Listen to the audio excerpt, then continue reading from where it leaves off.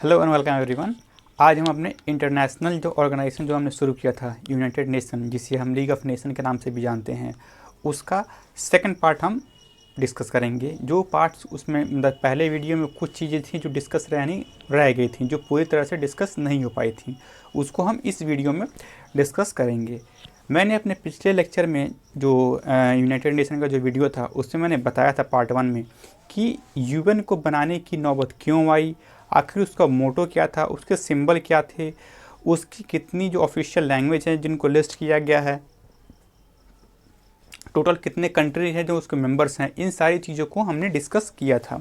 अब बात करते हैं कुछ उसके principal organ of United Nation. कहने का ये मतलब है यूनाइटेड नेशन बन तो गया बट उसके 6 स्तंभ हैं।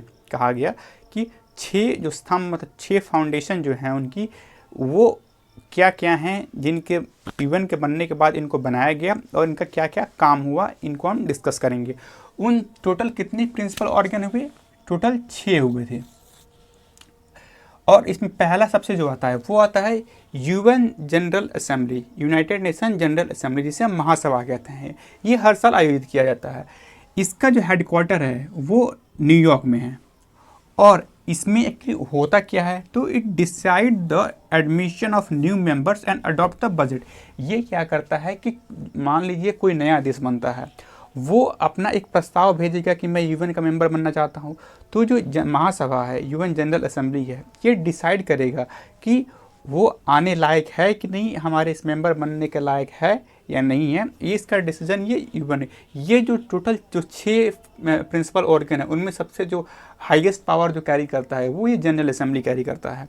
और ये साथ ही साथ क्या है कि ये बजट भी अडॉप्ट करता है। कहने का क्या मतलब है कि अलग अलग जो डेवलप्ड जो कंट्री हैं वो कुछ अमाउंट भेजते हैं यूनाइटेड नेशन को for the developing of all over countries.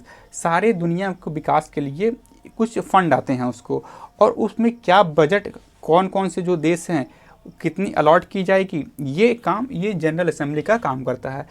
ये एक और काम करता है जो इंटरनेशनल कोर्ट ऑफ जस्टिस जिसे कहते हैं, उसमें 15 जज होते हैं, उनको अपॉइंट करने का काम भी ये यूएन जनरल असेंबली करता है। तो ये क्या है कि आईसीजे के 15 जो जज होते हैं उनकी अपॉइंटमेंट यही करता है। फिर सेकंड ऑर्गन की बात करते हैं, वो है यूएन सेक्रेटेरिएट, जिसे हम सचिवालय भी कहते हैं। इसका भी हेडक्वार्टर न्यूयॉर्क में ही है। इसका काम क्या है, ये सपोर्ट करता है जनरल असेंबली को। कहने का ये मतलब है कि हर साल या कुछ सर्टेन टाइम के बाद जब रिपोर्ट लिखी जाती है तो ये असिस्ट करता है। साथ ही साथ जब बजट बनाई जाती है, एनुअल बजट जब बनती है, तो उसमें ये जनरल असेंबली को उसकी मदद करता है और उसको सहायता करता है। इसलिए support in report writing and budget preparation. साथ ही एक और है कि जो यूएन सेक्रेटेरिएट की जो सेक्रेटरी जनरल होते हैं, जो सेक्रेटरी जनरल की जो पोस्ट होती है इस सचिवालय की, ये अपॉइंट कौन करता है, तो यूएन जनरल असेंबली अपॉइंट करता है। और जो इनकी टेनियर होती है वो होती है 5 साल। 5 साल की अवधि पे यूएन सेक्रेटरी जनरल को ये जनरल असेंबली अपॉइंट करता है 5 सालों की अवधि के लिए। फिर थर्ड आता है हमारा ICJ, international court of justice. इसका काम क्या है, इंटरनेशनल कोर्ट ऑफ जस्टिस में से ने बताया कि टोटल 15 जज होते हैं। उन 15 जजों का जो काम होता है कि, अब कहने का क्या मतलब, कुछ देश क्या होते हैं कि आपस में डिस्प्यूट हो जाता है उनको जुरिस्डिक्शन को लेकर। कहने का ये है कि वो अपने सीमा को लेकर के लड़ते रहते हैं। जैसे कि मान लिया जाए कि कुछ चीज़ें हैं कि 2 कंट्री हैं, वो बोलते हैं नहीं ये, जैसे कि अगर बात करें कश्मीर की एग्जांपल ले लेते हैं, तो इंडिया में जो कश्मीर है वो पाकिस्तान कहता है नहीं कश्मीर हमारा हिस्सा है, और इंडिया का है कि कश्मीर तो हमारा ही हिस्सा है लीगली। पर इसके लिए एक थोड़ा सा डिस्प्यूट चलता रहता है। वैसे भी और भी जो देश हैं या और भी चीज़ें हैं जहाँ पे डिस्प्यूट होती हैं, तो इन तरह के जो जुरिस्डिक्शन का डिस्प्यूट होता है या जो 2 देशों के बीच में जो मतभेद होता है, मान लिया जाए कि जैसे कि 2 कंट्रीज़ हैं, अगर फॉर एग्जांपल अगर मान लेते हैं कि एक कंट्री ए है एक कंट्री बी है, इन दोनों के बीच में डिस्प्यूट है, मतलब सहमति नहीं बन रही, दोनों आपस में लड़ रहे हैं, तो इनको सुलझाने का काम और जो इनको सीमा के जो अंदर जो भेदभाव है उनको समझाने का काम भी कौन करता है, आईसीजे करता है। इसमें टोटल 15 जज होते हैं। जो पहले इंडियन जो जज बने, मतलब कहने का क्या है कि प्रथम भारतीय जो आईसीजे के जो जज बने थे, इंटरनेशनल कोर्ट ऑफ जस्टिस के जो पहले जो जज बने थे, उनका नाम था फर्स्ट इंडियन जस्टिस। कौन बने थे? ये बने थे BN राव। BN राव जो थे वो पहले ICJ के चीफ जस्टिस बने थे, जज बने थे। फिर चौथी बॉडी आती है UN सिक्योरिटी काउंसिल। इसका भी हेडक्वार्टर न्यूयॉर्क में है। इसका काम क्या है कि इंटरनेशनल पीस, मतलब विश्व जो शांति है, अंतर्राष्ट्रीय जो शांति है और अंतर्राष्ट्रीय सुरक्षा, इन दोनों की निगरानी करना इस सिक्योरिटी काउंसिल का काम है। और अगर मान लेते हैं इंटरनेशनल मतलब अंतर्राष्ट्रीय अगर शांति और सुरक्षा मेंटेन नहीं हो पाती है तो ये ज़रूरी कदम भी उठाने की इसके पास पावर्स हैं। इसमें टोटल 15 मेंबर होते हैं। इस 15 में से 5 मेंबर्स जो होते हैं परमानेंट होते हैं और इनमें से 10 मेंबर जो होते हैं वो नॉन परमानेंट होते हैं। परमानेंट मेंबर्स मतलब होते हैं कि 5 कंट्रीज जो परमानेंट मेंबर हैं। इंडिया जो है वो परमानेंट मेंबर नहीं है। वो 5 कौन कौन से कंट्रीज हैं जो परमानेंट मेंबर हैं? पहला है US, United States, United Kingdom, China, Russia and France. ये 5 कंट्री हैं जो UN सिक्योरिटी काउंसिल के परमानेंट मेंबर हैं और 10 जो हैं नॉन परमानेंट मेंबर हैं। अभी जो 10 नॉन परमानेंट मेंबर हैं ना, इनकी जो टेन्योर होती है वो 2 साल की होती है। जैसे मैंने बताया था कि टोटल क्या है कि 193 तो मेंबर स्टेट हो गए और 2 क्या है उसके ऑब्जर्विंग स्टेट होगा, मतलब 195 स्टेट्स होगा टोटल। इसमें से 5 ही तो परमानेंट है ना, बाकी 10 क्या है कि नॉन परमानेंट हैं। तो हर 2 साल के बाद क्या होता है, एक साइकिल रोटेट करती रहती है और अलग अलग कंट्रीज़ का अपना अपना टर्म आते रहता है।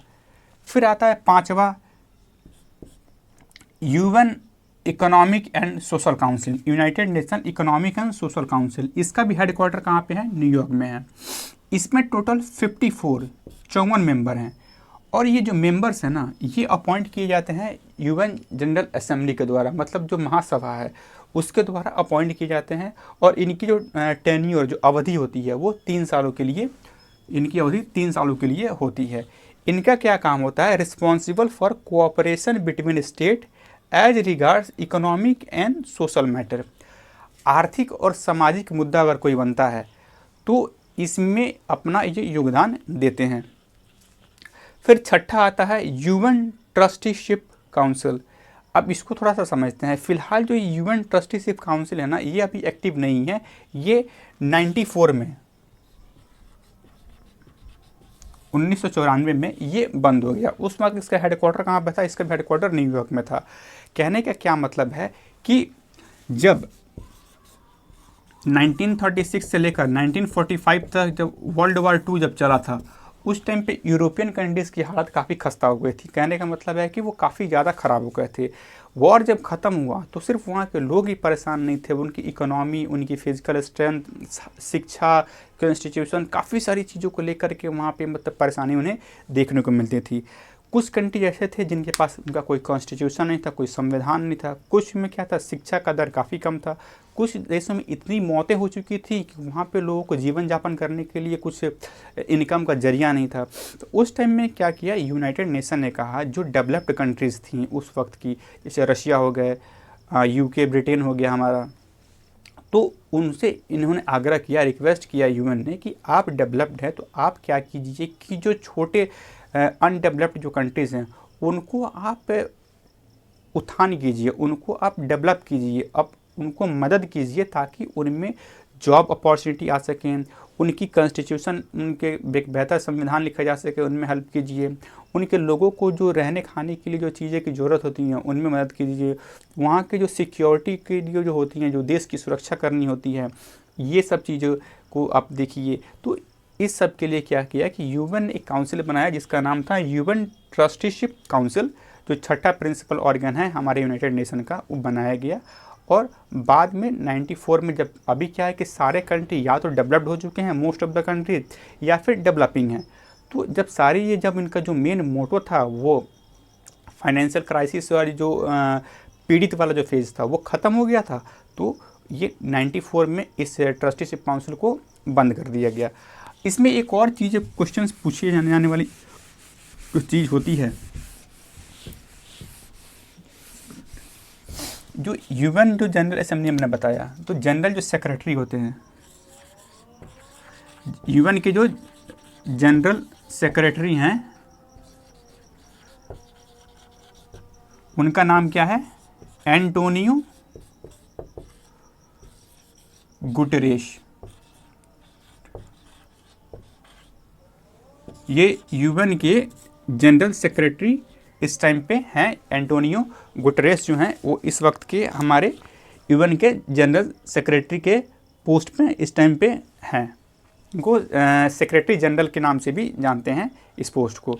तो ये था जो बेसिक हमने पॉइंट जो था पार्ट 2 में ये कवर अप कर लिया, साथ ही देखा कि इससे क्या क्या क्वेश्चंस पूछे जा सकते हैं। इससे क्या है कि यूनाइटेड नेशन के जितने भी क्वेश्चंस बने थे, इससे बाहर क्वेश्चन नहीं पूछे जाएंगे। इसके लिए आप श्योर रहिए।